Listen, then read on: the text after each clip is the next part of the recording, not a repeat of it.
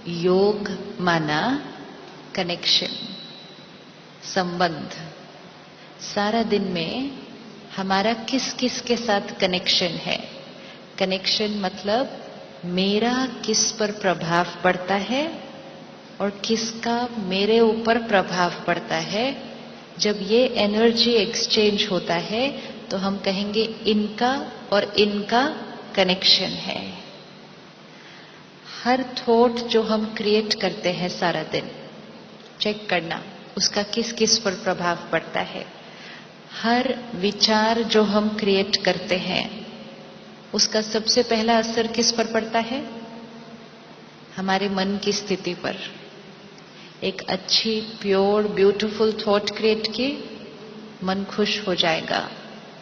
एक ऐसी thought create की, इसने ऐसा क्यों बोला मुझे, ऐसा क्यों किया, सबके सामने किया, मैं कितना भी करूं लोग मेरे साथ ऐसा ही करते हैं। जैसे ही ऐसी थॉट क्रिएट की तो मन की स्थिति क्या हो जाएगी? डाउन हो जाएगी। तो हर एक थॉट जो हम क्रिएट करते हैं उसका सबसे पहला असर हमारी मन की स्थिति पर पड़ता है। हर थॉट जो हम क्रिएट करते हैं उसका दूसरा असर हमारे शरीर पर पड़ता है। अभी अभी आपको भाई साहब ने कहा अगर आप रोज मेडिटेशन करेंगे तो आपका तन भी स्वस्थ हो जाएगा। क्यों? क्योंकि हमारी हर थॉट, हमारी हर सोच हमारे शरीर के हर अंग पर प्रभाव डालती है। आप देखो बच्चा है, जब उसका एग्जाम होता है तो कभी कभी बच्चों को सुबह पेट में दर्द होना शुरू हो जाता है। देखा कभी घर पे? कभी पेट में दर्द होना शुरू हो जाता है, कभी किसी को बुखार हो जाता है जिस दिन एग्जाम है, कभी किसी को वॉमिटिंग होनी शुरू हो जाती है, कभी हमें टेंशन होती है तो हमें पसीना आना शुरू हो जाता है, कभी हमें पब्लिक में स्पीच देनी है तो हमारे हाथ पैर ठंडे होने लग जाते हैं, हमारा मुंह सूखने लग जाता है। टेंशन तो मन को हो रही है लेकिन उसका असर किस पर हो रहा है? हमारे शरीर पर हो रहा है। आज हम कोई भी बीमारी लेकर डॉक्टर के पास जाएं, कोलेस्ट्रॉल है, बीपी है, हार्ट की प्रॉब्लम है, डॉक्टर दवा लिख के देगा लेकिन साथ साथ वो कहेगा टेंशन नहीं लो, रिलैक्स करो, रिलैक्स। मतलब यहाँ की टेंशन का असर शरीर पर। तो आत्मा का सेकंड योग किससे? अपने शरीर के साथ कनेक्शन। फिर हमारी हर थॉट का असर किस पर पड़ता है? एक मन पर पड़ा, दूसरा तन पर पड़ा, तीसरा जो हमारे आसपास सभी लोग हैं जिनके लिए हम सोचते हैं, तो जो हम थॉट क्रिएट करेंगे वो सामने वाले तक पहुंचेगा। तो जो तीसरा हमारा योग है वो है हमारा लोगों के साथ।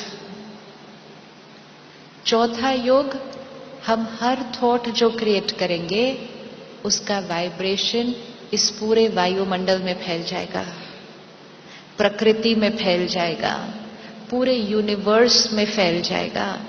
तो जैसी हमारी मन की स्थिति वैसी प्रकृति बन जाएगी।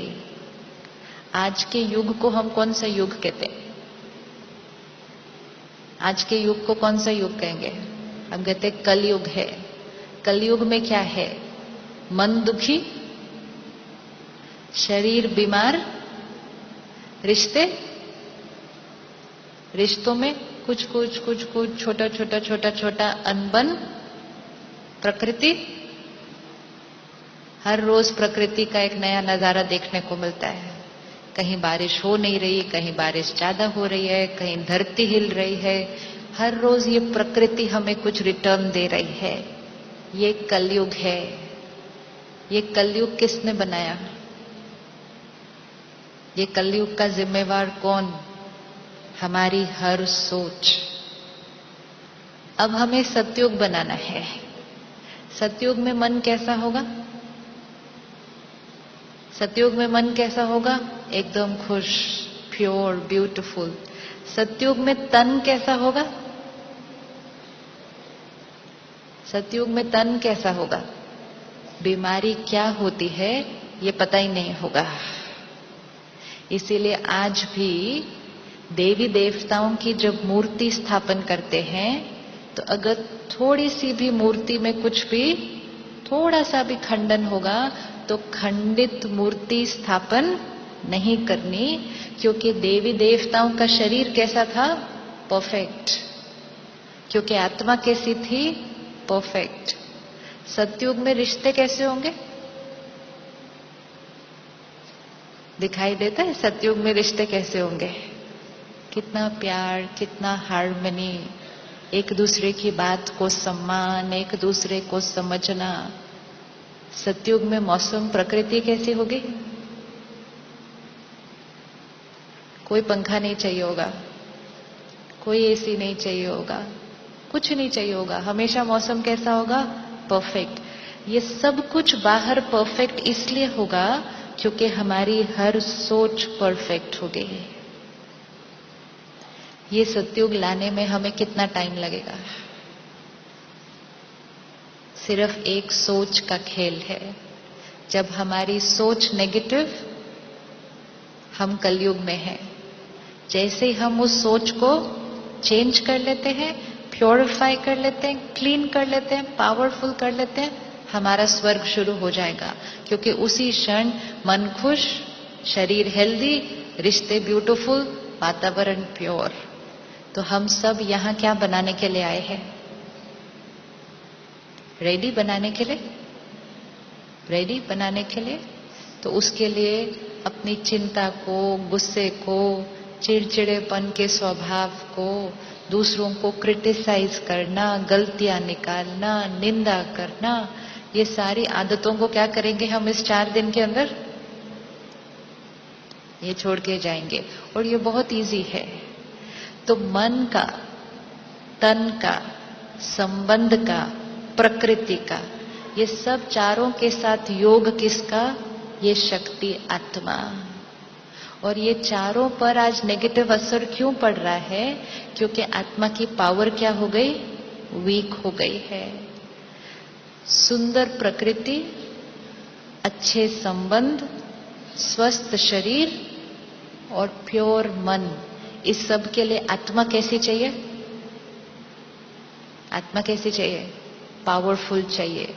अब ये वीक आत्मा को पावरफुल बनाने के लिए एक और के साथ संबंध जोड़ना पड़ेगा, एक और योग करना पड़ेगा, एक और कनेक्शन जोड़ना पड़ेगा।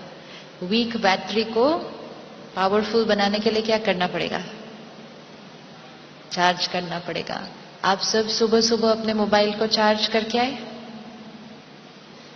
चार्ज करके आए? एक चार्ज्ड मोबाइल ही आपको सारा दिन सेवा दे सकता है। आप उससे बात भी कर सकते हैं, आप उससे फोटो भी खींच सकते हैं, आप उससे सारा दिन सब कुछ कर सकते हैं, सिर्फ जब तक वो चार्ज्ड है। जैसे ही उसकी बैटरी डिस्चार्ज होने लगी, अब वो ही फोन है, सारी फैसिलिटीज उसमें है, लेकिन बैटरी डिस्चार्ज हो गई, तो अब वो कोई भी अपना काम जो अब तक कर सकता था, इस क्षण कर सकता था, इस क्षण अब वो नहीं कर सकता है। तो आपको लगता है हमें भी चार्जिंग की अब जरूरत है या नहीं है? चार्जिंग की जरूरत है। तो ये सब योग है और वो राजयोग है। राजयोग अर्थात हाईएस्ट कनेक्शन। राजयोग अर्थात जो हाईएस्ट है उसके साथ कनेक्शन, और जो हाईएस्ट है उसके साथ कनेक्शन जुड़ेगा, बैटरी चार्ज हो जाएगी, आत्मा पावरफुल, मन खुश, तन हेल्दी, संबंध ब्यूटीफुल, प्रकृति सतोप्रधान। सिर्फ एक कनेक्शन जोड़ने से। तो हम सब यहाँ इकट्ठे हुए हैं उस एक कनेक्शन को जोड़ने के लिए। वो कनेक्शन किसके और किसके बीच है? वो कनेक्शन मेरे और उसके बीच है। तो हमें इन दो शक्तियों को पहले जानना पड़ेगा, मैं कौन और वो कौन, बैटरी कौन और पावर हाउस कौन, और फिर तीसरा बैटरी और पावर हाउस को कैसे जोड़ देना है। एक बार जोड़ दिया, सप्लाई अपने आप जाएगी, हमें कुछ करना नहीं है। हमें सिर्फ इन 3 चीजों की नॉलेज चाहिए, मैं कौन, वो कौन, और दोनों को कैसे कनेक्ट